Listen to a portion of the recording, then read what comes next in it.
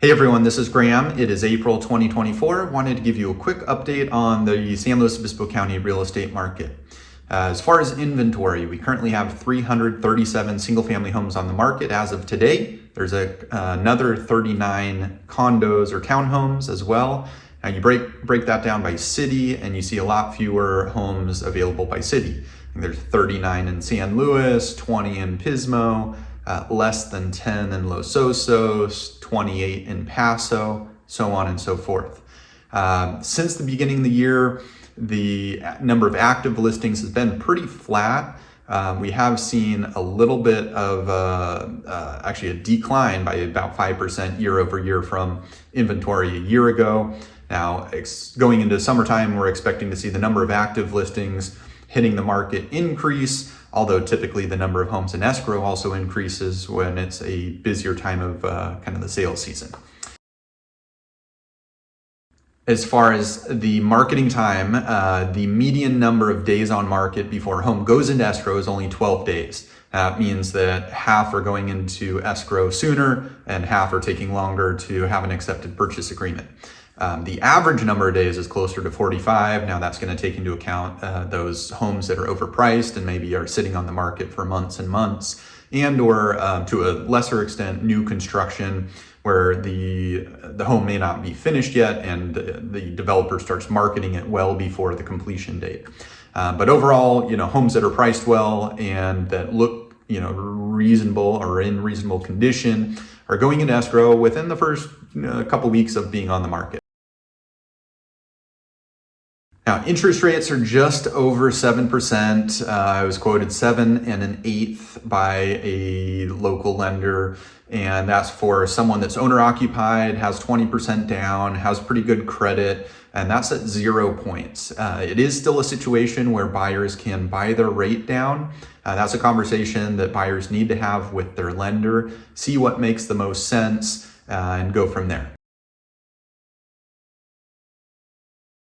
A lot of buyers are asking how much of a discount they might expect. Is it a buyer's market or a seller's market? Well, based on the inventory that we currently have, it is still a seller's market. There's not a lot of inventory. There's still quite a bit of pent-up demand. The average sale price as a percentage of the listing price is about 99%. So in most scenarios, there may be a little bit of negotiating room with the seller, although if it's a property that just was listed and shows well, there is still the potential for multiple offer situations. So buyers should take that into account when they're out looking at homes, and hopefully your realtor can negotiate a little bit of a discount for you. Now, the median sale price of single-family homes countywide is $845,000. That is about 5% less than a year ago, and actually a little bit less than kind of the average over the last 6 months. I don't know if this was just a off month where there were more homes that closed escrow at a lower price point or fewer homes that closed escrow at a higher price point. I would expect to see that bump back up into the high 8s or maybe even the low 9s next month, where it typically has been over about the last half year. But median sale price for March of 2024 was $845,000. One last thing I wanted to touch on was something that's been in the news quite a bit lately. It is the lawsuit settlement between the National Association of Realtors.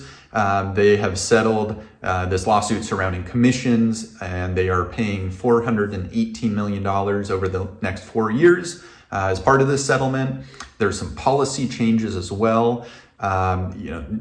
Commissions have always been negotiable between a seller and a listing broker, and part of the commission that a listing broker negotiates with the seller is offered to a buyer's agent. There is a lot of value offering a commission to a buyer's agent because the vast majority of sales happen between two different realtors and typically even two different brokerages.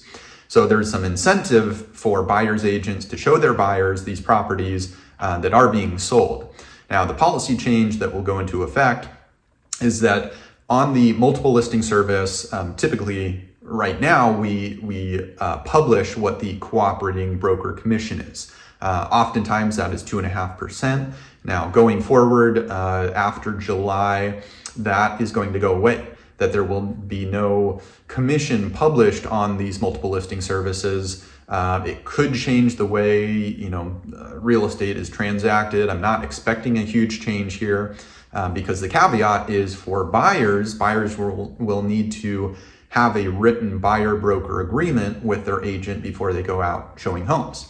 So in the theoretical situation where a seller does not offer any type of commission, a buyer may not only need to come up with their down payment, their closing costs, but also have some way to pay their realtor for going out and showing them homes.